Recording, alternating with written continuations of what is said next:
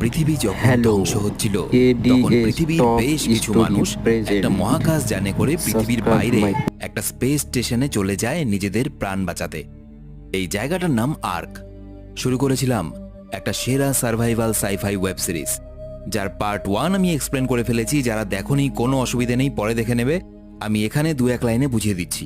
আর আজকে এই ওয়েব সিরিজের শেষ পার্ট এক্সপ্লেন করতে চলেছি, যেটা চরম উত্তেজনাপূর্ণ হতে চলেছে।